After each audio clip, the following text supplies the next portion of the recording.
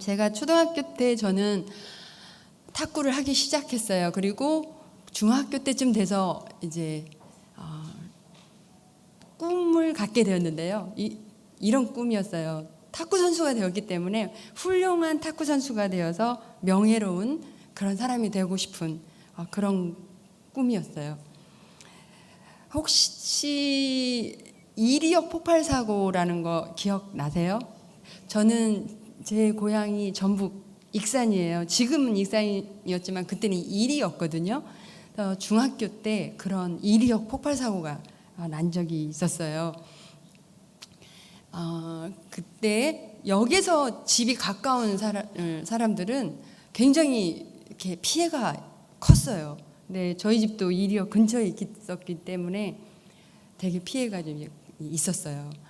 근데 폭발 사고 난 다음에 조금 후에 또다시 똑같은 폭발이 다시 한번 일어날 거라는 얘기가 있었어요. 그래서 저희 가족은 이리역에서 멀리 떨어진 곳에 피신을 하기 위해서 집을 나선 적이 있었어요. 나서다가 제가 갑자기 생각난 게 있어서 돌아와서 집에 가서 가져온 물건이 하나 있었는데 어떤 물건이었는지 한번 알아맞혀 보실래요? 맞아요. 탁구 라켓이었어요. 내가 가다가 다시 집에 돌아와서 그 라켓을 가지고 온 것은 정말 그런 상황 속에서도 내 꿈을 꼭 이루고 싶은 그런 마음이 있었기 때문에 그 라켓을 다시 가지고 왔었던 것 같아요. 그만큼 이제 탁구에 대한 욕심이 이제 있었고, 그런데 저는 굉장히 보기에는 어떻게 보이는지 모르겠지만요, 승부근성이 굉장히 강했어요. 그래서 동료들에게 지거나 탁구가 막 안 되거나 그러면 제가 이렇게 탁구를 치고 있는 라켓가 있잖아요. 그 라켓가 성한 날이 없었어요. 항상 그 라켓은 저한테 제가 화가 나면 물리기도 하고 제가 막 때리기도 하고 막 그래서 깨지기도 하고 항상 제 라켓은 흠집이 나 있었어요. 그래서 늘 못생겼었는데 못생긴 라켓가 이제 그랬는데 이 모습을 보던 저희 탁구 코치 선생님이요, 쟤는 정말 승부근성도 강하고 마음의 컨트롤도 안 되고 그 선생님은요 교회도 안 다니시는 분이셨어요. 그래서 저에게 하루는 권유를 했어요. 한번 교회에 나갔으면 좋겠다라는 권유를 하신 거예요. 그래서 제가 그때는 몰랐어요. 나중에 이제 여쭤보니까 왜 저보고 교회를 나가라고 했습니까? 그러니까 아마 제가 좀 그 교회를 나가면 좀 마음의 수양이 좀 되어서 좀 침착한 그런 애가 되지 않을까, 이런 마음으로 이제 교회를 나가보라고 했던 거예요. 그래서 제가 교회를 나갔어요. 나갔는데 목사님의 말씀이 그때는 굉장히 어렵게 느껴졌어요. 그래서 하나님이 어떤 분이시고 예수님이 어떤 분이신가, 나와 어떤 관계가 있는 건지 잘 알지 못했어요. 그런데요, 교회를 다니다가 어느 날 굉장히 좋은 말씀을 보게 되었어요. 듣게 되었어요. 그게 어떤 말씀이었냐면 성경에 구약의 잠언이라는 말씀이 있는데 16장 32절에 이런 말씀이 있었어요. 노하기를 더디하는 자는 용사보다 낫고 자기의 마음을 다스리는 자는 성을 빼앗는 자보다 나으니라. 이 말씀이 있었어요. 근데 어린 마음에 이 말씀이 얼마나 좋던지 막 이 말씀을 외웠어요. 길에 가다가도 외우고 또 막 탁구를 하다가 막 잘 안 되거나 또 지거나 화가 나거나 할 때 이 말씀을 막 외웠어요. 노하기를 더디하는 자는 용사보다 낫고 자기의 마음을 다스리는 자는 성을 빼앗는 자보다 나으니라. 이렇게 말씀을 외우고 다니면은 어느 날부터 제가 마음이 이렇게 차분해지고 침착해지고 이런 걸 느꼈어요. 그러면서 제가 이제 저희 PPT에 제 라켓 이렇게 흠집이 생긴 라켓도 이제 가져왔는데 보여드리려고 이제 PPT에 넣어왔는데요. 사실 그때부터요, 제가 88년 올림픽 끝나고 저는 은퇴를 했는데요, 정말 거짓말처럼 한 번도 라켓에 흠집을 내본 적이 없었어요. 그리고 이제 계속해서 운동을 하는데요, 팔에 부상을 당하게 된 거예요.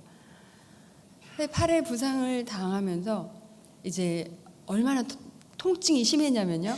어떤 때는 팔을 이렇게 올리지도 못하겠고 내리지도 못하고 펴지도 구부리지도 못할 정도로 팔이 아팠어요. 그러다 보니까 탁구를 이제 할 수가 없었겠죠. 정형외과에 갔더니 그 원장 선생님께서 뭐라고 말씀하시냐면요. 탁구 그만두면 괜찮아져. 그거 누가 모르나요? 알죠. 그런데 저는 중간에 탁구를 포기한다는 건 너무나 아쉬운 일이라 전 탁구를 포기할 수가 없었어요. 제 꿈을 이루기 위해서도 저는 탁구를 포기할 수가 없었어요. 어떻게 하면은 팔을 계속 탁구를 할 수 있겠냐고 했더니 원장 선생님께서 그럼 관절에다 맞는 진통주사가 있대요. 그 진통주사를 한번 맞아보라는 거예요. 사람마다 효과가 다르대요. 어떤 사람은 8개월도 가고 10개월도 가고 또 어떤 사람은 뭐 효과가 없기도 하고 그렇대요. 그 주사를 맞았는데 저는 처음에는 10개월도 가고 또 그 10개월 동안 또 운동을 이제 아프지 않아서 했는데 또 통증이 있어서 그러면 또 주사를 맞으면 이렇게 점점 이렇게 줄어요. 그 횟수를 맞음에 따라서 진통 효과가 이제 줄게 되는 거예요. 제가 그때 방과 후에 집에를 가기 전에요. 그 교회를 먼저 들려서 교회는 그때는 이렇게 마룻바닥이었어요. 그 마룻바닥에 하나님께 엎드려서 뭐라고 기도를 드렸냐면 하나님 제 팔 낫게 해주세요 라고 그렇게 기도를 드리고 집에를 가곤 했었어요.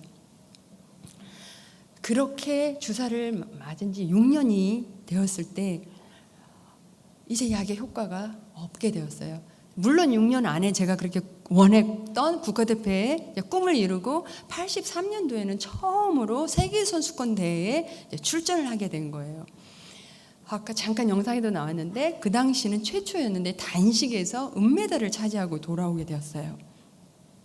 이제 뭐 매스컴에서도 또 협회에서도 이제 그때는 제가 19살이었기 때문에 양형자, 한국 탁구의 뭐 기대주, 유망주 뭐 이렇게 부각해주기 시작했어요. 그렇게 기대를 한 몸에 안고 있었는데 정작 이제 시작을 해야 하는데 약의 효과가 다 떨어져서 더 이상 탁구를 할 수가 없는 거예요. 아무리 좋은 병원을 가도 제 팔을 나을 수가 없었고 아무리 좋은 약을 먹어도 제 팔을 고칠 수가 없는 거예요.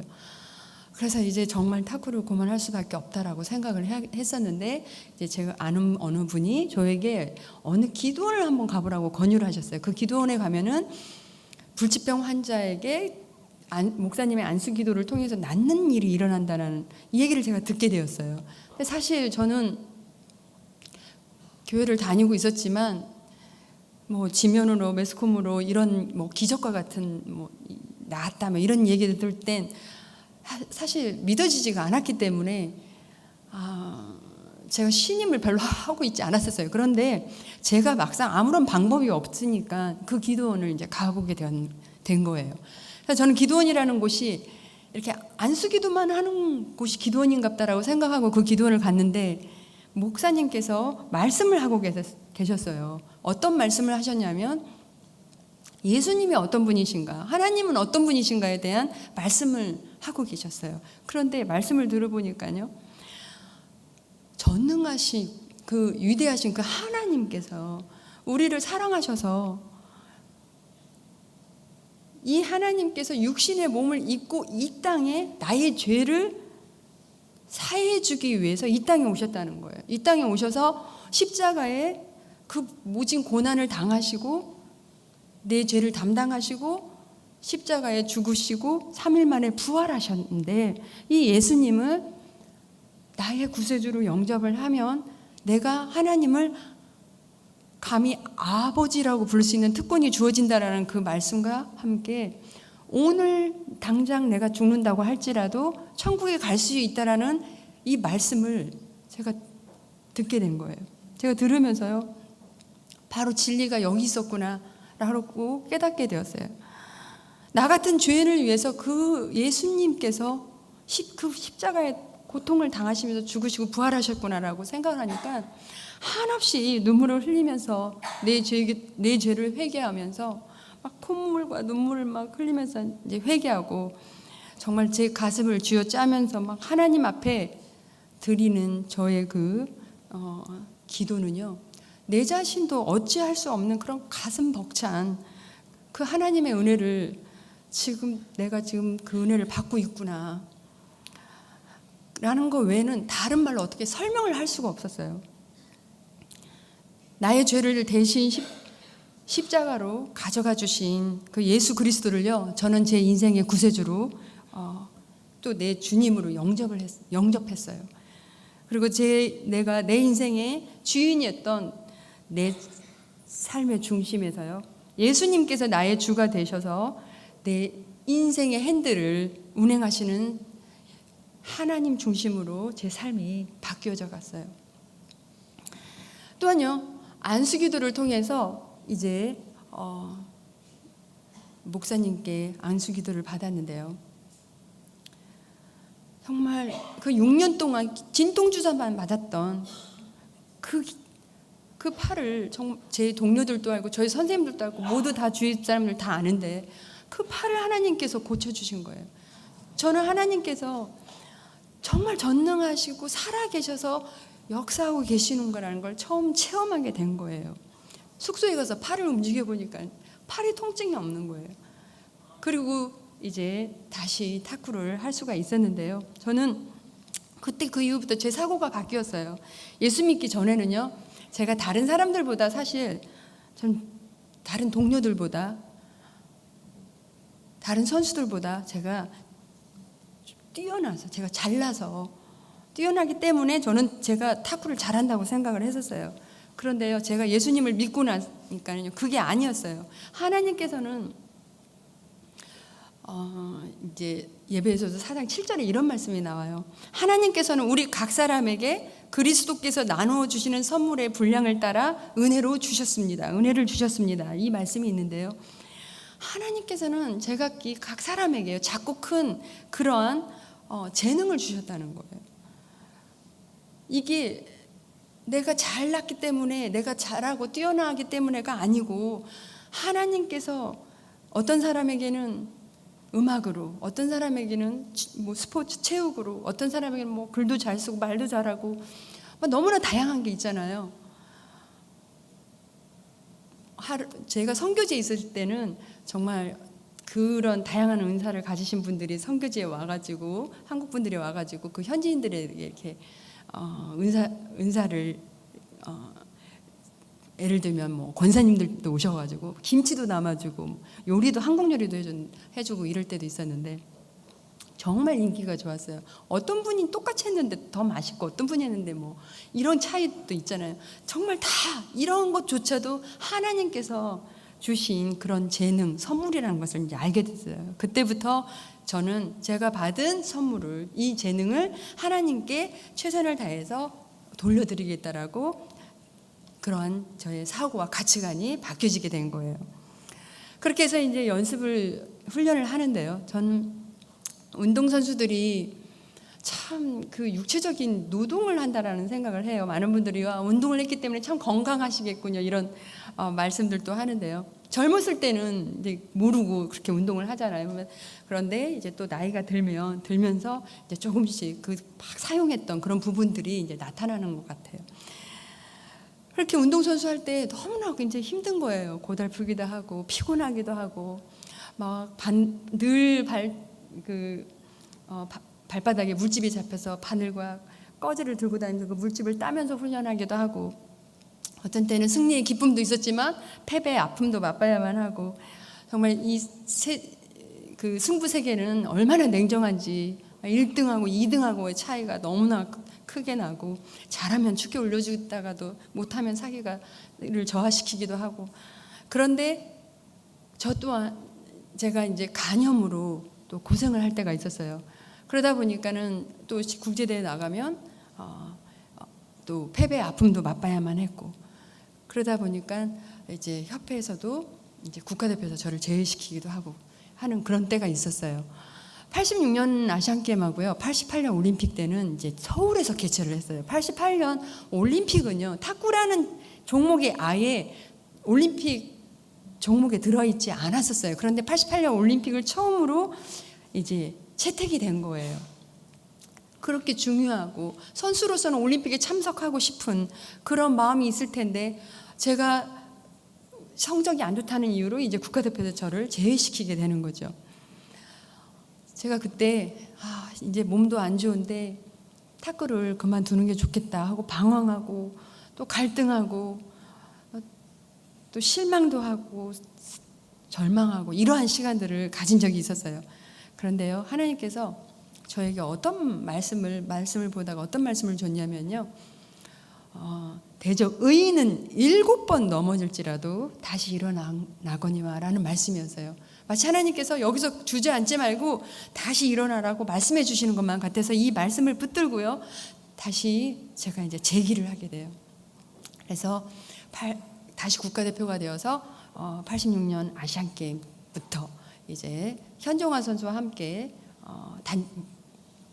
아시안 게임 때 금메달을 따게 되고, 또 87년 세계 선수권 대회에서도 이제 복식에서 금메달, 단식에서 은메달을 따게 되고, 88년 올림픽까지 이제 복식에서 금메달을 따게 되는데요.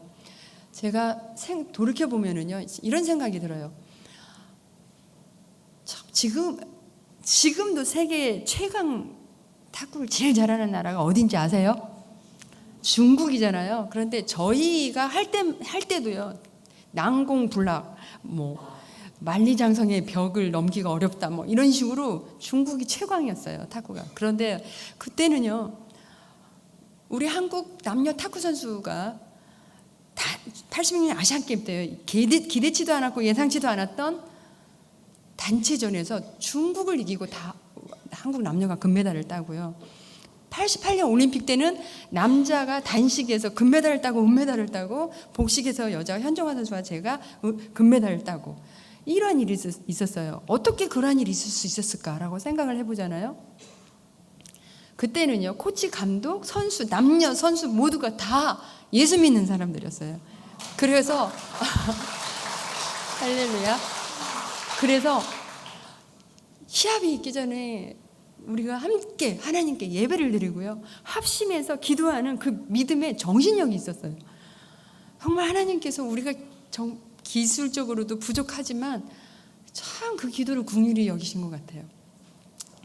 그래서 금메달을 저희들에게 주셨는데요, 제가 여러 가지 이제 저에게 시합이 있잖아요. 86년 아시안 게임도 있고 88년 올림픽도 있고 87년 세계대회도 이제 있는데, 그 중에서 아직도 잊지 못할 시합이 하나 있어요. 그 대회는 어떤 시합이었냐면요, 87년 세계선수권 대회였어요. 물론 88년 올림픽 때도 현종화 선수와 함께 기도하면서 금메달을 딴 그것도 큰 간증인데요, 왜 이 87년 세계선수권 대회가 더 제 기억에 남냐면요, 저는 86년 아시안 게임 때 단체전 때 이제 금메달을 땄다고 그랬잖아요. 그리고 나서 너무 무리를 한 거예요. 그래서 이 간이 수치가 많이 올라가 있어가지고 병원에 50일을 입원한 적이 있었어요. 그때 주치의 선생님도 저에게 이제 더 이상 무리하면 안 된다라고 이렇게 말씀을 해주실 정도로 이제 병원에서 제가 이제 안정을 취하고 수치를 내리는 그런 시간을 가졌어요. 그리고 50일을 입원하고 퇴원해서 한 15일을 남겨두고 훈련을 하고 나간 시합이 그 87년 세계선수권 대회였어요. 그런데 연습도 많이 하지 못하고 퇴원한 지 얼마 되지 않아서 그 세계선수권 대회를 나갔는데, 막상 나가고 보니까 상황이 너무 안담했어요. 탁구는 자신감이 없지요, 몸은 약하지요. 시합은 나갔는데 어떻게 해야 될지를 모르겠어요. 제가 숙소에 들어와서 하나님 앞에 너무너무 간절히 기도해서, 하나님, 저는 정말 지금 탁구에 자신도 없습니다. 그리고 저 할 수 없습니다. 저도 몸도 약합니다. 하나님 도와주세요 라고 그렇게 기도를 드렸어요. 그랬는데 하나님께서요, 제가 단식을 하는데요, 단식에서 준결승에서 이제 중국 선수와 겨루게 되는 거예요. 이 세계 선수권 대회는요, 16강에서요 부터 계속 중국 선수들을 기다려요. 16강에서 중국 선수 이기고 올라오잖아요. 그럼 8강에서 기다리고 있어요. 8강에서 이기고 4강에 올라가면 또 중국 선수가 기다리고, 4강에서 이기고 결승에 올라가면 또 중국 선수가 기다리고, 진짜 산 넘어 산인데요, 이 준결승에서 이제 중국 선수랑 겨루는 거예요. 이 선수하고는 제가 1년도부터 국가대표가 되어서 시합을 여러 번 겨뤄봤지만 한 번도 이겨보지 못했던 선수였어요. 근데 이 선수와 세트스가 2대2가 됐어요. 마지막 5번을 하는데요. 지금은 탁구가 11점으로 바뀌었지만 그 당시는 21점이었어요. 그 선수의 점수가 18이었고요. 저는 11점이었어요.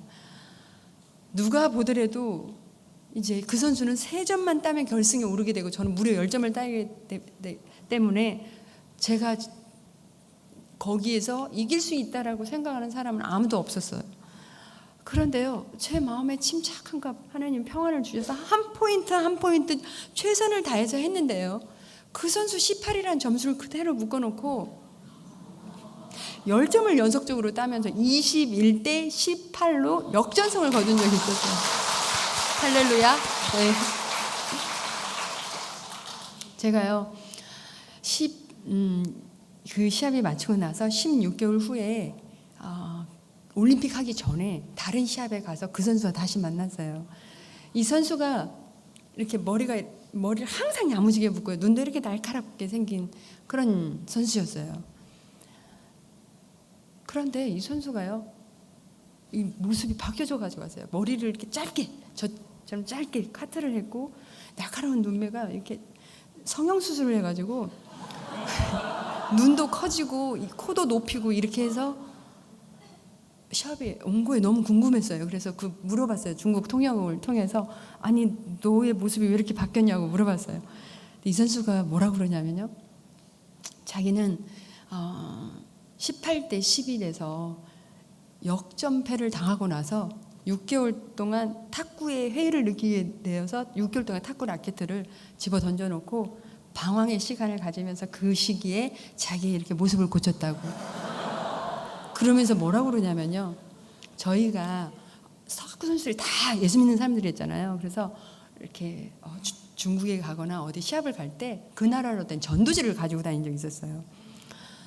성경책도 가지고 가고. 그래서 그 시합할 때요, 그 선수에게 성경책을 주기도 하고 전도지를 주기도 했는데, 이 선수가요 한 번도 그걸 떠들러 보지도 않았다가 21대 18로 지고 나서 한 번 봤대요. 자기는 불교에 대해서 신뢰했던 그랬던 사람인데 불교에 대해서 나가지도 않아, 이제 절에 가지도 않았을 뿐더러 도대체 한국 선수들이 말하는 하나님이 누구인가, 예수님이 누구인가가 궁금해서 하나님 말씀을 열어봤다는 거예요. 그런데 말씀이 굉장히 어렵더라.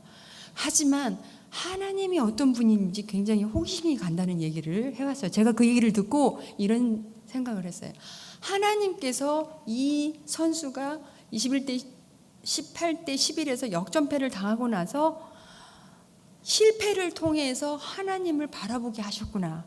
그래서 나에게 그런 기적과 같은 은혜를 주신 것이었구나라고 생각을 하면서요, 제가 하나님 앞에 드린 고백이 있었어요.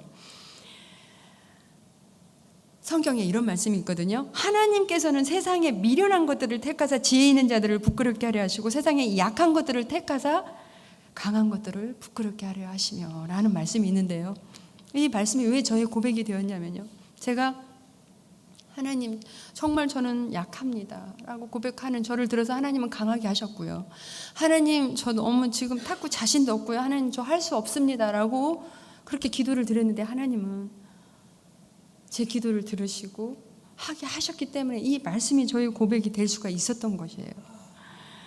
그 찬양 혹시 아세요? 예수 사랑하심은, 이 찬양 거기에 3절에 보면 이런 내용이 있어요. 내가 연약할수록 더욱 귀히 여기사 높은 보좌 위에서 낮은 나를 보시네.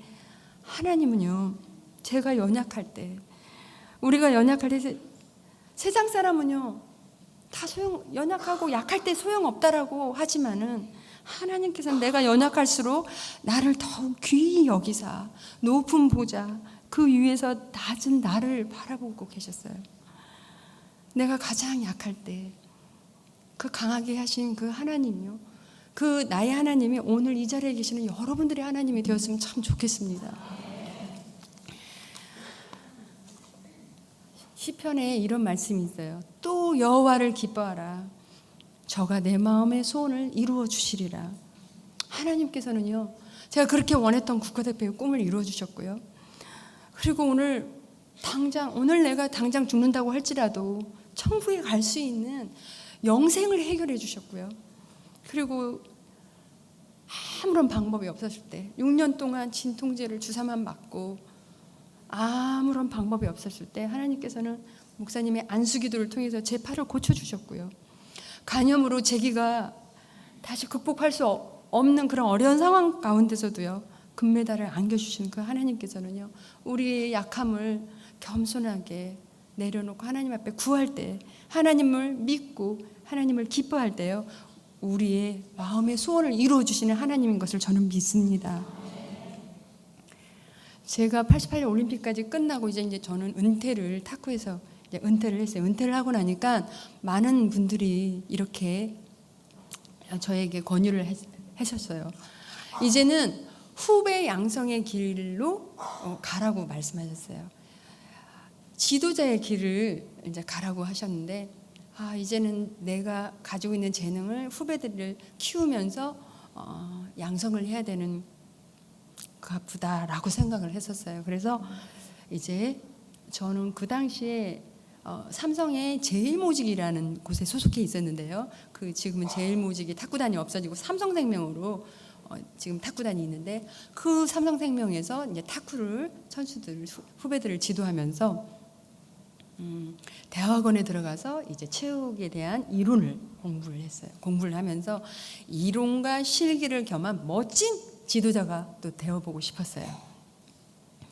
제가 은퇴를 하고 나니까요, 참 많은 게 달라져 있었어요. 많은 사람들이요, 저를 알아봐 주기도 하고, 또 좋은 것들도 있었고요. 어떤 명예와 영광과 또 평생 또 나라에서 주는 연금이 있었고요. 또 대통령의 최고 훈장이 있었고, 또 포상금으로 무슨 아파트도 받기도 하였고, 이렇게 하다 보니까는요, 또 제가 이제 삼성에 이제 들어가서 뭐 트레이너부터 해서 코치가 돼서 또 감독이 되고 승진을 이제 하게 되고 이럴 거를 생각하니까 제가 어떤 생각이 들었냐면요, 이제는 아무런 부족함이 없이 내 인생의 앞날이 탄탄대로일 것만 같고 내 인생이 다 보장될 것 같은 그런 생각이 들었어요. 사실적으로 많은 분들이 그런 저를 보면서도 부러워했었고요. 그런데요, 시간이 가면 갈수록요, 아무런 부족함이 없는데 제가 행복하지가 않았어요. 기쁘지가 않았어요. 제 삶이 기쁘지가 않았어요. 은퇴를 하고 나니까는요, 제가 선수 생활할 때도 하나님께서는요, 이런 막 팔도 안 아프고 간염도 없어가지고 막 훈련을 열심히 해서 상대를 분석하고 연구해서 열심히 해서 금메달을 제가 땄다면은요, 기자들이 인터뷰했을 때 저는 아마 이렇게 인터뷰했을 것 같아요. 제가 이렇게 열심히 훈련을 했고 정말 노력을 많이 했고 이래서 저는 중국을 이길 수 있었습니다. 그런데요, 하나님은요, 그 고백을 원하시지 않는 거예요. 제가 비록 팔이 아프고 간염이 있어서 연약할 때 하나님 붙들고 정말 시합에 매 순간순간 시합을 치르면서 매 순간순간 하나님 붙들고 하나님과 나의 관계를 하나님은 원하셨던 것처럼, 하나님은 내가 지위가 은퇴를 하고 나서도 내 지위가 높아져서 무슨 승진이 되어가지고 그런 것보다는 하나님과 먼저 나랑 관계가 친밀해지기를 원하시는 그것을 저는요, 뒷전에 두고, 제가 어느새 무슨 따뜻한 기운이 올라오면 개구리가 늘어져서 잠을 자는 것처럼 나태해지고 또 하나님의 일을 뒷전에 두고 생활할 때가 잠시 있었어요. 시간이 흐르면 흐를수록요, 이런 생각이 들었어요. 그런데 내가 지금 지도자 생활을 왜 하고 있지? 목적은 뭐지? 의미가 뭐지? 제 영혼이 공고해지고 있고 내 영혼이 메말라져 가고 있고 아무런 기쁨도 없고 행복하지도 않고 이런 시간이 저에게 있었어요. 그런데 그때는 몰랐어요. 왜 그러는지. 무기력해지고 학교도 갈 수도 없고 선수들을 지도도 할 수 없는 어떤 무기력증을 겪어보지 못하신 분은 뭐가 무기력증인지 잘 모르실 거예요. 그게 우울증의 이제 시초였던 거였어요. 설상가상으로 저희 어머님이 63세이셨는데 간암으로 투병생활 하시다가 한 달 만에 먼저 천국에 가셨어요. 어머님 하시면은 너무나 좋은 기억들이 있으시잖아요. 저에게도 어머님은요, 제가 어려서부터 운동을 탁구할 수 있도록 뒤에서 얼마든지 지원을 해주셨던 분이셨고요. 눈이 오나 비가 오나 새벽 기도를 다니시면서 저를 위해서 배후에서 기도해 줬던 그 기둥과 같은 그런 어머님이셨어요. 그런데 그 어머님이 먼저 천국에 가시고 나니까 저는요, 더 깊은 우울증에 더 침체기로 빠지기 시작한 거예요. 그때 하나님을 찾고 붙들고 싶었지만은 이미 하나님과 관계가 너무 멀어져 있었어요. 그럼에도 불구하고 하나님께서는요, 언제든지 내가 하나님께로 돌아오기만을 기다리고 계셨는데요, 사탄은요, 뭐라고 속삭이냐면요, 제가 그 우울증의 연약함을 타고 들어와서 뭐라고 속삭이냐면, 이제는 하나님이 너를 버리셨어. 이제는 하나님 너를 더 이상 사랑하지 않아. 너는 이 세상에 혼자야. 이렇게 속삭이는 거예요. 나중에 알게 되었지만은요, 제가 이제 정신과에 가가지고 상담을 받고 치료도 하고 약도 복용하고 한 적이 있었는데, 지금은 이제 저를 상담해줬던 그분이 하고 가끔 식사도 하면서 이제 묻기도 하고 알게 된 사실은, 어렸을 때부터 마음에 분노와 어떤 상처와 아픔과 이런 어떤 미움들이 이 속에 있으면은요, 이게 쌓여 있으면 나중에 그것이 우울증이나 정신분열증이나 조울증에 갈 수 있는 그런 상황이 된다라는 얘기를 제가 듣게 되었어요. 물론 우울증이 여러 가지 이유가 있었지만요, 저에게도 여러 가지가 이유가 있었던 것 같아요. 그 중에 하나가요, 제가 어려서부터 저희 가정이요, 저는 화목하고 행복한 기억이 없어요. 늘 부모님이요, 아침에 식사를 하시면서 늘 다투시는 모습을 보면서 저는 울면서 학교를 가야만 했고요. 아버지가 무서워서 아버지에게 아빠라고 부르본 적이 없었어요. 그리고 그 아버지가 돌아가시기 전까지 한 번도 제가 아버지를 손을 대서 주물러 드려본 적이 없어요. 그렇게 늘 아버지가 엄하게 느껴졌고 무섭게 느껴졌어요. 근데 저는 오빠가 셋이 있는데 그 중에 한 오빠가 지금은 너무너무 예수님을 잘 믿고 전도도 많이 하고 그런 오빠가 되었지만, 그때는 부모님의 속을 너무나 속이는 오빠가 있었어요. 이 오빠가 정말 세상에 없어지면 우리 가정이 행복할 텐데라는 생각을 할 정도로 이 오빠를 너무 미워한 적이 있었어요. 그런데 제가 선수 시절 때 그런 어떤 미움과 이 분노와 이런 아픔과 이런 상처들을 이렇게 꾹꾹 누른 채 저는 시합이 끝나면 또 하나의 시합을 준비해야 되고 계속 은퇴할 때까지 이렇게 제가 이 내적 치유를 받을 기회가 없었던 거예요. 그런데 은퇴를 하고 나서 또 어머님이 돌아가시고 나서 저의 이 쌓여있던 것들을 하나님께서 내적 치유로 이제 다루시기 시작하신 것이었어요. 사람들은요, 저의 우울증의 증세는 이런 증세가 있었어요. 사람을 만나기도 싫어요. 그리고 아침에 해가 뜨는 것이 싫어서 해가 져야만 밖에 나가곤 했었어요. 저를 이렇게 케어해주는 집사님이 계셨는데, 강화도에 막 코스모스가 막 많이 폈으니까 드라이브 시켜주겠다고 하면서 저를 이제 차에 태워서 가는데요. 제가 그 차 안에서 누가 저를 본다고 제가 옷을 뒤집어 쓰고 이러고 갔던 사람이었고요. 누군가 막 밖에서 소리가를 막 화를 내잖아요. 그러면 저에게 화를 내는 것 같아요. 막 설거지하는데 소리를 탈칵탈칵 이렇게 소리가 나도 마치 저 사람이 나 때문에 화가 나 있어서 막 신경질을 부리고 있는 것처럼 이렇게 느껴졌어요. 때로는요, 환청도 들리기도 해요. 이러면서 제가 거의 한 달 반, 1년 반, 거의 2년을 이런 시간을 보낸 적이 있었어요. 많은 사람들이 저에게 양형자는 다시는 일어설 수 없어, 일어날 수 없을 거라고 했었어요. 그런데요, 그러면서 주위 사람이 한 사람 한 사람 다 제 주위 사람이 떠나기 시작했는데요, 오직 그 하나님 한 분만 저를 꼭 붙들고 계셨어요.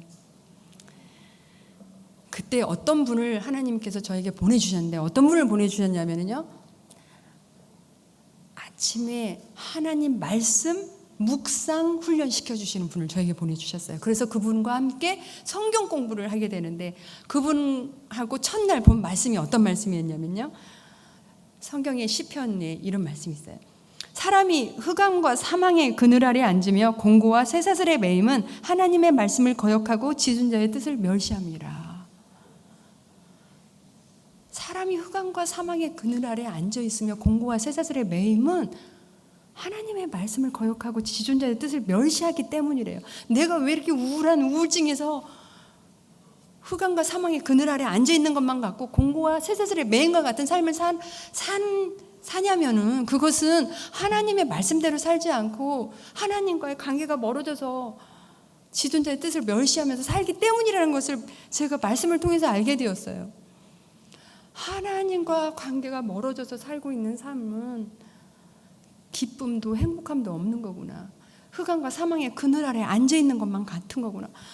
쇠사슬의 매임과 같은, 공고와 쇠사슬의 매임과 같은 그런 묶여있는 삶을 살 수밖에 없는 거구나는 것을 알게 되었어요.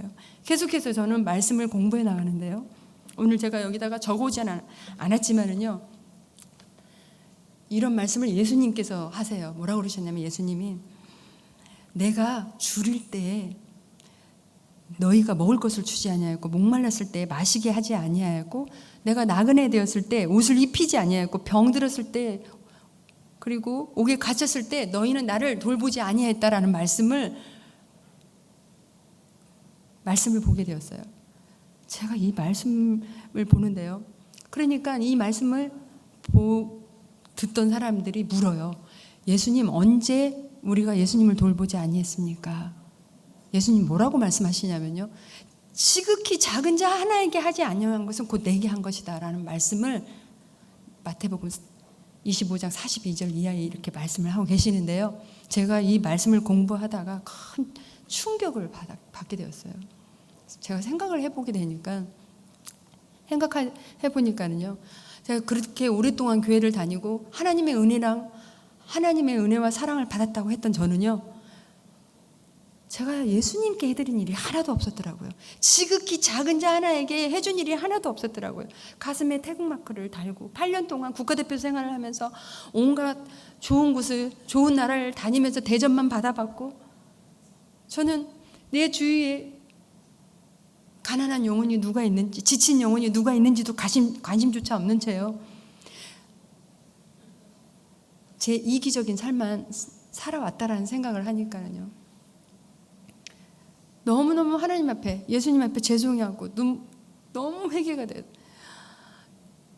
지금은, 요즘은 잘 그 찬양이 안 불러질 거예요. 전에 한참 이런 찬양이 있었어요. 낮엔 해처럼 밤의 달처럼, 이런 찬양이 있었는데, 낮엔 해처럼 밤의 달처럼 이렇게 살 수 없을까? 그러면서 후렴에 이런 내용이 있어요.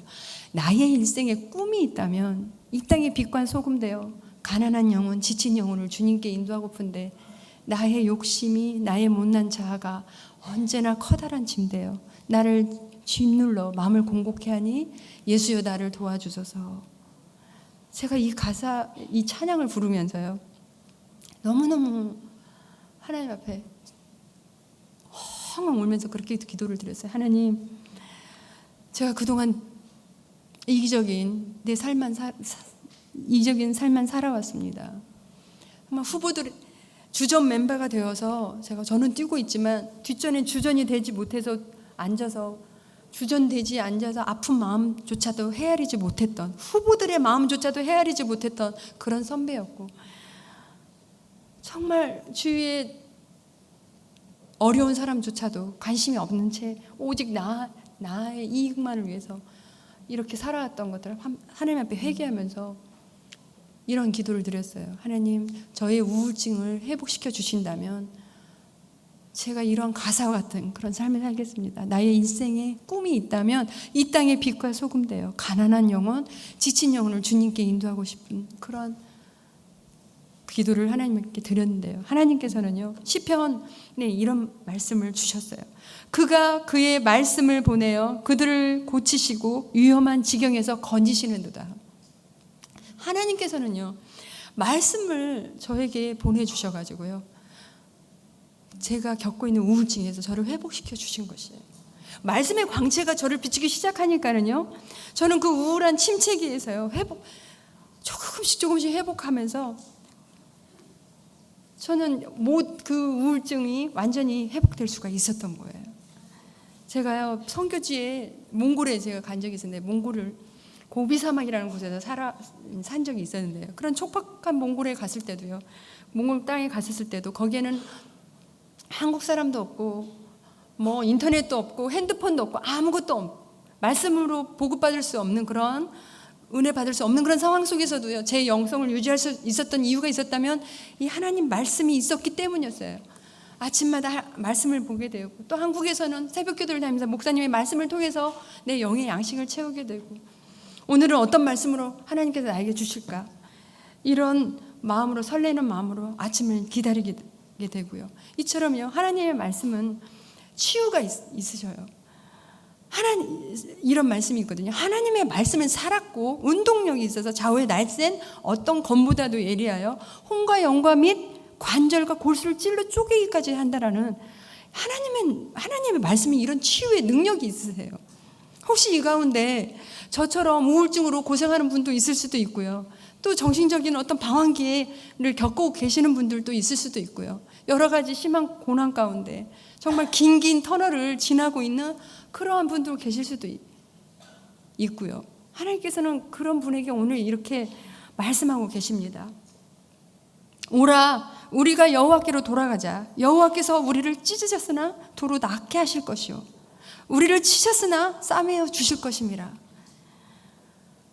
하나님께서 이 말씀으로 먼저 하나님께로 돌아오라고 말씀하고 계십니다. 하나님은요, 천년이 하루같이, 하루가 천년처럼 우리가 하나님께 돌아오기를 기다리고 계세요. 내가 하나님께 먼저 돌아오기만 하면 하나님께서는 우리가 가지고 있는 여러 가지 문제들로 잠 못 이루는 그런 나날들도 있을 수도 있고요, 또 저처럼 제가 가졌던 그런 저의 마음의 감정이 상하고, 또 원통한 일로 때로는 정말 가슴을 치며 답답하며 가슴이 찢어질 것만 같은 그런 일도 있을 수도 있지만요, 하나님께서는 먼저 돌아오기만 하면 도로 낫게 하실 것이고요, 싸매어 주실 것이고 회복시켜 주시겠다고 말씀하고 계십니다. 하나님께서 우리가 땅 깊은 곳에서 있는 우리를요, 다시 살리시고 다시 이끌어 올리시고 우리의 인생을 새롭게 하시는 그 하나님을 믿으시기를 간절히 바랍니다.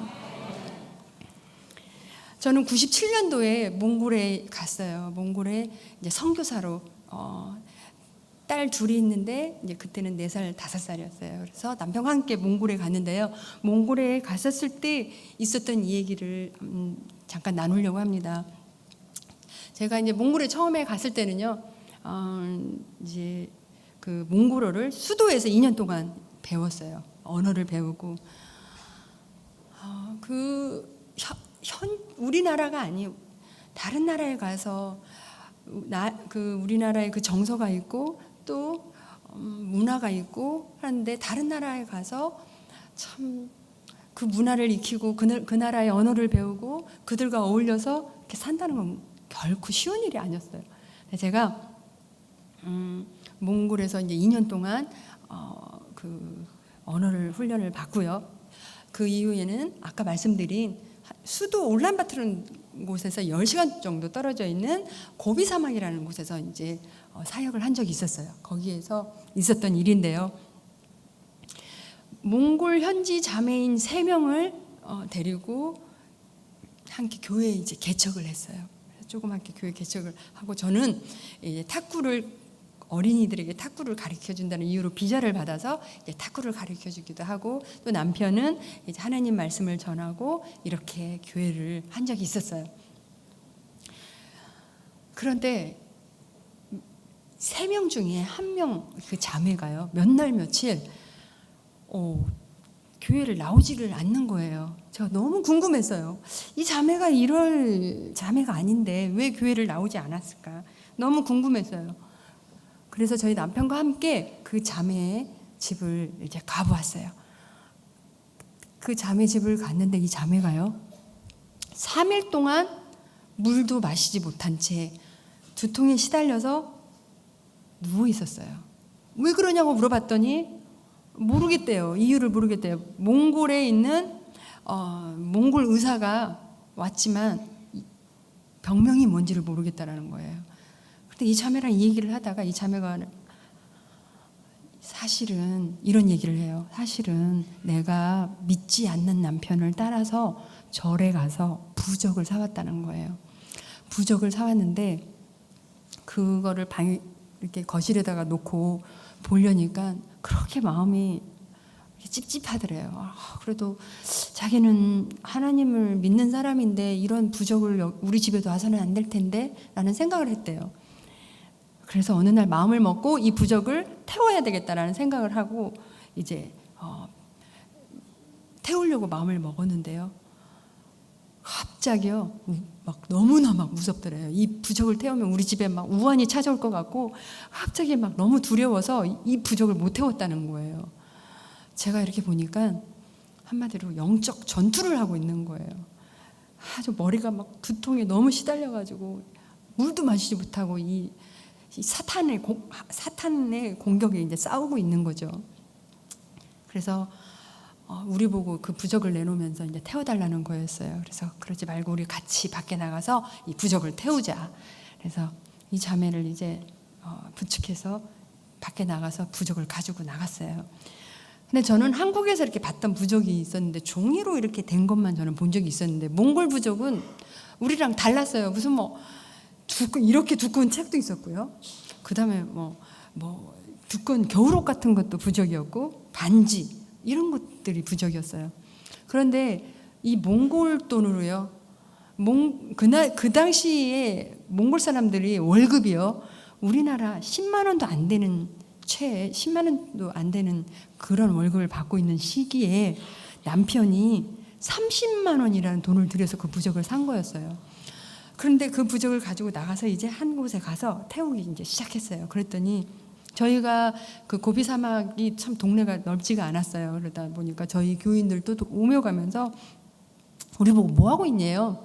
그래서 부적을 태우고 있다라고 그랬어요. 그랬더니 갑자기 없어졌어요. 그래서 그리고 나서 조금 후에 다시 왔어요. 그래서 왜 그러나 하고 봤더니 자기들은 말하지 않았지만 교회를 다니고는 있지만 이렇게 그러면서도 집에다가 감추어놨던 그런 부적들이 있었던 거예요. 그러니까 몽골 그 종교는 남아불교예요. 그래서 집집마다 무슨 막 우상과 같은 이런 형상과 같은 그런 부적이 있기도 하고요. 우상도 있기도 하고 그랬던 거예요. 근데 우리가 부적을 태우고 있다는 말에 용기를 얻어서 가서 그 부적을 가지고 와서 같이 태우게 된 거예요. 둥그렇게 우리가 둘러 앉아가지고요, 그 부적이 다 탈 때까지 함께 합심해서 기도하고 찬양하고 하는 시간을 가졌어요. 그리고 이제 다 부적이 다 타고 나서 다 뿔뿔이 흩어졌어요. 다 돌아가고 저희는 다시 그 자매를 부축해서 그 집에 바래다 주었어요. 근데 제가 바래다 주고 집에 돌아왔는데 은근히 걱정이 되는 게 하나 있었어요. 이 믿지 않는 남편이 자기가 그렇게 큰 돈을 주고 산 부적을 말도 없이 태웠다는 소식을 들으면 이 자매를 때리지는 않을까? 싸우지는 않을까? 걱정이 됐어요. 그래서 그 집을 그 다음날 제가 가보았어요. 갔는데 이 자매가요, 거울이 이렇게 있는데 서서 거울을 보면서 막 화장을 하고 있었어요. 너 오늘 상태가 어떠니? 라고 물어봤더니 자기는 어제까지만 그 두통에 시달렸던 그 두통이 없어지고 이제 몸이 회복이 되어서 일하러 나가려고 지금 준비하고 있다는 거였어요. 제가 그걸 보면서요, 정말 하나님의 역사하시면 놀랍구나. 그 모습을 보던 남편도요, 자기 아내가 3일 동안 끙끙끙끙 앓다가 회복되는 모습을 보니까 아무 말도 할 수가 없었던 거죠. 제가 그 모습을 보면서 하나님께서는 정말 우리가 하나님을 섬기고 믿어야 되는데 하나님 외에 다른 것을 의지하고 섬기고 있는 것을 싫어하시는데 그거를 과감하게 버리고 불살라 버리니까 하나님께서 이렇게 기뻐하시고 이렇게 놀랍게 역사해 주시는구나 하는 것을 제가 깨닫게 되었어요. 그러면서 저는 이런 생각을 해보게 됐어요. 야, 그렇다면은 이 몽골 자매가 이렇게 집에 우상을 있는 것을 버리고 태워버렸는데 우리가 가지고 있는 우상도 버리고 태워버리면 정말 하나님께서 매일매일 우리에게 역사해 주실 텐데, 그런데 사실 예수 믿는 사람들은 이 몽골 자매처럼 무슨 우상을 가지고 뭐 있거나 뭐 부족을 붙이거나, 글쎄요, 제가 볼 때는 이제 제가 없기 때문에 없을 거라는 생각을 했어요. 그런데 어떤 생각이 들었냐면, 그런 보이는 우상은 없을지라도 보이지 않는 마음의 우상은 있을 수 있다는 생각이 들었어요. 그것이 때로는요, 어떤 자기 재물이 될 수도 있고요, 또 무슨 명예가 될 수도 있고요. 하나님보다 더 집착하고 있고 더 사랑하고 있는 그 무엇인가가 있다면 그게 바로 마음의 우상이 될 수 있다는 생각을 하게 되었어요. 자기 부모님들은 막 집착하고 있는 자기 자녀가 될 수도 있고요. 청소년들이나 청년들은요, 무슨 뭐 스포츠 영웅도 될 수도 있고, 뭐 또 탤런트들 무슨 영웅이 될 수도 있고, 요즘 너무나 많은 것들이 있을 것 같아요. 한국 문화가 너무나 발달되다 보니까, 제가 그 한일 교류전을 한다고 일본에 이제 가서 어떤 일본 감독을 만났어요. 근데 일본 감독이요, 저에게 며칠 있다가 우리 부인이 한국에 갈 텐데 전화 오면 한번 만나달래요. 그래서 웬일로, 무슨 일로 한국에 오는데? 라고 물어봤더니 말을 안 해요. 그래서 알았다고 그랬는데, 한국에 왔는데 진짜 며칠 있다가 전화가 왔어요. 그래서 이제 어디서 만났어요. 만났는데 뭐 저는 일본 말도 뭐 잘 모르고 그래서 이제 따듬따듬 영어로 이제 물어봤어요. 근데 어떤 일로 한국에 왔냐고 물어봤더니 이 사람이 뭐라고 말하냐면, 자기는 어떤 연예인을 하나 만나러 왔대요. 소지섭이라는 무슨 연예인을 만나러 왔대요. 저는 그 당시는 소지섭이 누군지도 몰랐는데 지금은 알지만, 제가 그 얘기를 들으면서 이런 생각이 들었어요. 야, 정말 우리 마음 가운데 예수님이 없는 그 공허한 삶은 그 어떤 거라도 채워놓고 싶은 게 있나 보다. 시간을 들여서 또 돈을 들여서 이 만나고 싶은 이 연예인을 만나겠다고 이 한국까지 온 일본 이 부인을 보면서 제가 너무나 안타까운 생각이 이제 들었어요. 그래서 이제 예수님에 대해서 잠깐 소개를 하고 이제 헤어졌는데요. 우리가 더 하나님보다 사랑하고 있고 집착하고 있고 하는 그 마음의 우상들을 우리가 내려놓는다면 하나님 너무 기뻐하실 것 같아요. 우리가 살면서요, 이렇죠. 하나님이 주신 날은 다 복된 날이에요. 하루하루가 다 복된 날인데요, 미신에 묶여가지고요, 정말 이사 갈 때도 그렇고 결혼할 때도 그렇고 무슨 날이 좋은 날이 따로 있는 거예요. 이런 미신에 묶여가지고요, 우상이 될 수도 있고요. 그 하나님보다 더 사랑하고 있는, 집착하고 있는, 두려워하고 있는 그 것들을 다 한번 오늘 이 시간에 십자가에 다 내려놓고 다 마음으로 다 불살라버리고 우리 삶의 최우선순위를 예수 그리스도로 올려놓고 살게 된다면, 이 몽골 자매에게 보여주셨던 그 하나님의 역사하심은요, 우리 삶 가운데도 매일매일 보여주실 것이라고 저는 믿습니다. 저는 할렐루야. 저는 마지막으로요, 한 가지만 이제 더 말씀을 마치려고 하는데요. 제가 몽골에 가서 하나님께서 우리 자녀들에게 어떻게 교육을 시켜주셨는지에 대해서 말씀을 나누고 마치려고 합니다. 많은 선교사들이 이런 얘기를 해요. 중간에 선교사로 나갔다가 중간에 돌아올 수밖에 없는 여러 가지 이유가 있는데, 그 중에 한 가지는 자녀 교육 문제 때문에 한국에 들어올 수밖에 없었다라는 얘기를 하는데, 하나님께서 현지에서 어떻게 우리 자녀들에게 자녀 교육을 시켜주셨는지에 대한 얘기인데요. 처음에 이제 4살, 5살이라고 했잖아요. 딸 둘이 있어요.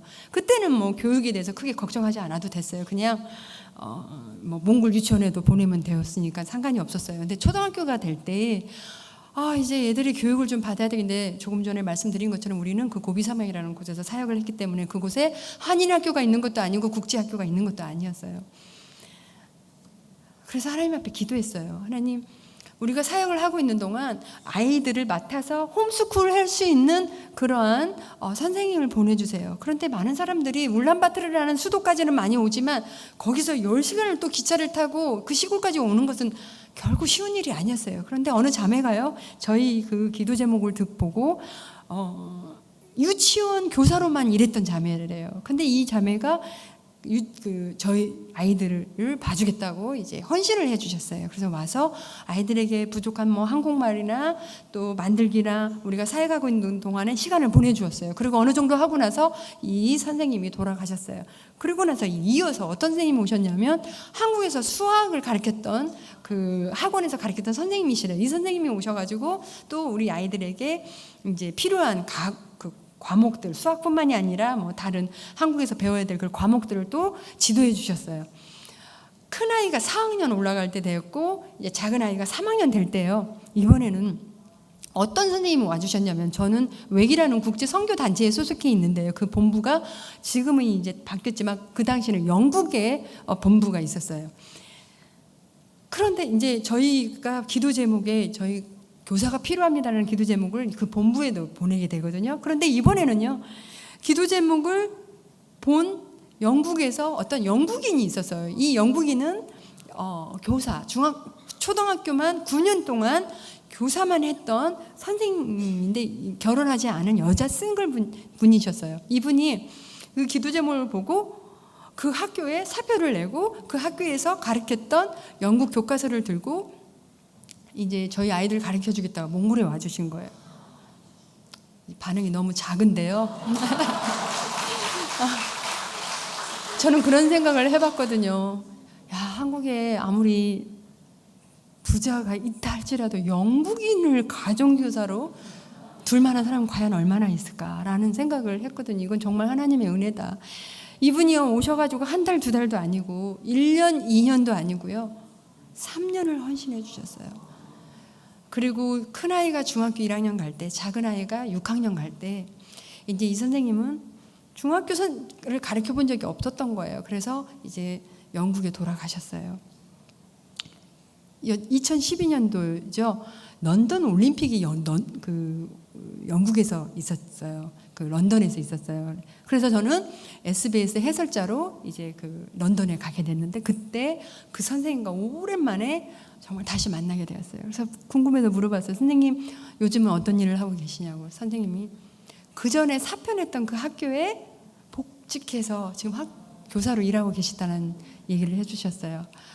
너무너무 정말 감사하고, 저는 평생 이 선생님을 잊지 못할 저의 은인인 것 같아요. 너무 고마운 분으로 기억에 남을 것 같아요. 그런데 이제 저희가 큰아이가 중학교 1학년 가야 되고 작은아이는 6학년 가야 될 때, 저희가 어디에서 또 사역을 했냐면 내몽골이라는 몽골은 외몽골과 내몽골이 이렇게 우리나라 분단구처럼 있는데요. 내몽골은 중국 안에 있는 그 자치주예요. 그 안에서 저희 남편이 성경 번역을 하기 위해서 이제 내몽골에 있었어요. 그런데 내몽골에도 무슨 뭐 한인 학교가 있는 것도 아니고 국제학교가 있는 것이 아니었기 때문에 이제는 어리지만 아이들이 기숙사가 딸린, 교육을 위해서 기숙사가 딸린 곳으로 애들을 먼저 보내야 된다는 생각을 하면서 이제 알아보고 있었어요. 그런데 그때 어디를 이제 안내를 받게 되었냐면, 대전에 국제학교가 있다는 얘기를 듣게 되었어요. 그래서 그 국제학교에 가서 교장 선생님을 만나서 이제 인터뷰를 이제 하게 돼요. 근데 교장 선생님이 아이들에게 막 인터뷰를 몇 마디 해보더니 빨리 시험을 봐보래요. 어떤 영어 수준이 어느 정도 되고 어느 학년에 배치를 해야 되는지 알기 위해서 시험을 보래요. 그리고 저에게는 무슨 필요한 서류들을 띄워오라는 거였어요. 뭔가 금방 뭐 입학은 할 것 같은 이렇게 분위기인데, 제가 궁금했던 게 하나 있었어요. 한국의 국제학교의 학비가 굉장히 비싸다고 내가 들었는데 이 학교의 학비는 얼마인가. 그래서 이 사무실에 가서 먼저 알아봤어요. 그랬더니 뭐 지금은 굉장히 더 비싸졌어요. 근데 그때도 비싸더라고요. 1년에 기숙사까지 우리 아이가 내야 될 학비가요 25,000불. 딸 둘이 있으니까 5만 불이잖아요. 5만 불을 미화로 한국 돈으로 계산하면 지금 한 5,500만 원이 된단 말이에요. 1년에. 야, 이 국제학교가 이렇게 비싸구나. 그래서 제가 이 교장선생님한테 한번 여쭤봤어요. 저희가 학비를 얼마만큼 내야 됩니까? 라고 여쭤봤어요. 근데 이분이 뭐라고 그러는 줄 아세요? 우리가 선교사이기 때문에 선교사 자녀들에게 혜택을 주는데 그것이 네가 있는 만큼만 내. 그게 10불도 좋고 100불도 좋다는 거였어요. 아니 10,000원도 좋고 10만 원도 좋다라는 그 말씀을 하시는데 저는 아무 말도 할 수가 없어서 마치 하나님께서요 그분의 입술을 통해서 저에게 이렇게 말씀하시고 하시는 것 같았어요. 자녀 교육 걱정하지 말고 열심히 일하라고 이렇게 격려해 주시는 것만 같았어요. 그래서 저희 큰아이가요 중학교 1학년부터 고등학교 3학년까지 6년을요, 작은 아이는 6학년부터 고등학교 3학년까지 7년을 정말 작은 학비만 내고 그 국제학교에서 교육을 받았어요. 제가 지금은 이제 뭐 아이들이 다 대학교도 들어가서 이제 대학교도 졸업을 했는데요. 저는 하나님께서는요, 하나님의 일을 시키실 때는 정말 공짜가 없는 거구나. 하나님의 일을 대신하고 있으니까요. 하나님께서 내가 걱정하고 염려하는 일을 다 대신해 주시는구나라는 것을 알았어요. 너희는 먼저 그의 나라와 그 의를 구하라. 그리하면 이 모든 것을 더하시리라 라는 이 말씀처럼요. 하나님께서는 그런 하나님이시구나. 근데 우리는 너무 걱정을 많이 해요. 내가 이 일을 하면은 아무 보수 없이 일을 하면은 하나님께서 과연 나를 채워주실 수 있을까? 제가 내몽골에서 사역을 할 때도 실업팀에 한국에 있는 실업팀에 대한항공에서도 왜 거기에서 고생을 하고 있느냐고, 여기 대한항공에서 탁구 감독하라고 제의를 하셨지만 저는 갈 수가 없었어요. 왜 갈 수가 없었냐면요, 내몽골의 소수민족의 한 나라의 언어로 남편이 성경 번역을 하고 있는데 그 성경을 번역해서 그 영혼들이, 내몽골 영혼들이 성경을 볼 수만 있다면 대한항공 감독하고는 비교도 되지 않는 귀한 일이라고 생각을 했기 때문이에요.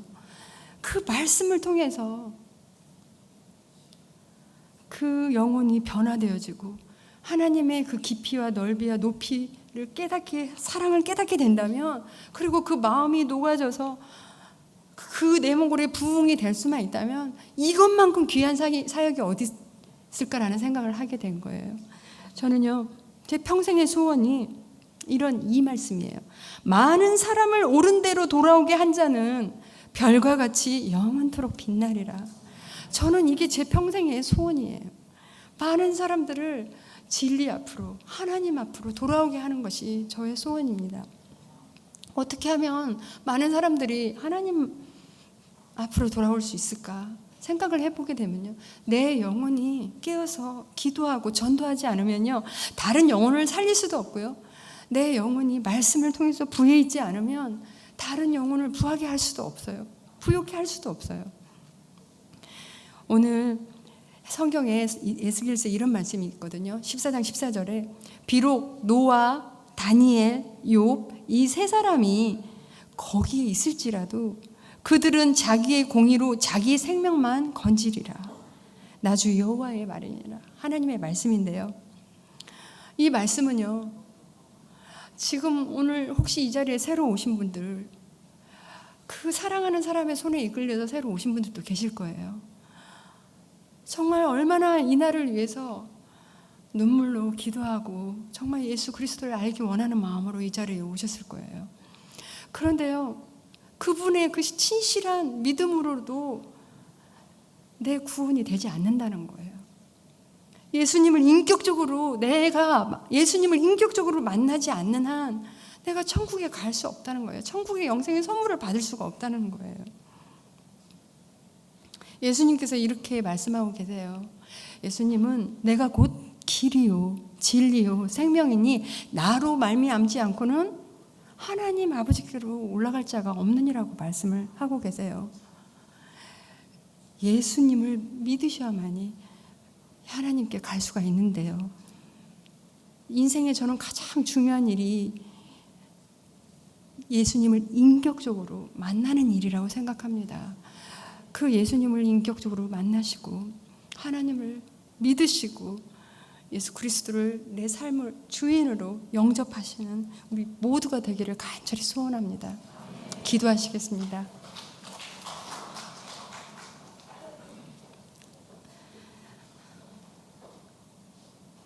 하나님 아버지, 이 시간에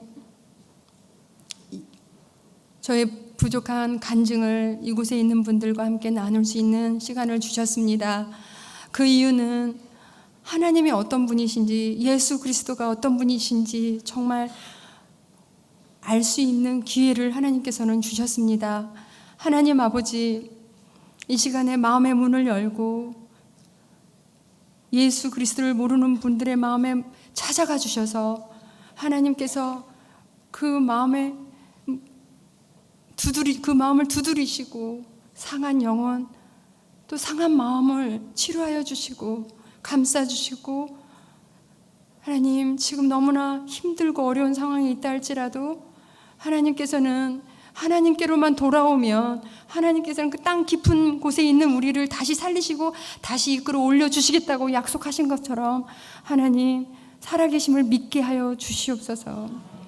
하나님 말씀에 하나님께서는 우리를 치유하실 수도 있고 또 구원을 예수 그리스도만 믿기만 하면은 값없이 오늘 당장 죽는다고 할지라도 천국을 선물로 주시겠다고 약속을 하셨는데, 하나님 그 하나님이 그 예수 그리스도가 나의 죄를 위해 이 땅에 오신 것이 믿어지게 하여 주시옵소서. 그래서 모두가 예수 그리스도를 믿고 그 풍성한 대열에 설 수 있게 하셔서 하나님의 자녀가 되어서 하나님을 향해서 아버지라고 부르며 언제든지 어려울 때든지 기쁠 때든지 슬플 때든지 그 아버지를 부르며 구하며 우리의 마음의 소원을 이루어주시는 하나님을 체험할 수 있는 그런 은혜가 이 모든 사람들 가운데 임할 수 있도록 축복하여 주시옵소서. 모든 말씀을 예수 그리스도 이름으로 기도했습니다. 아멘.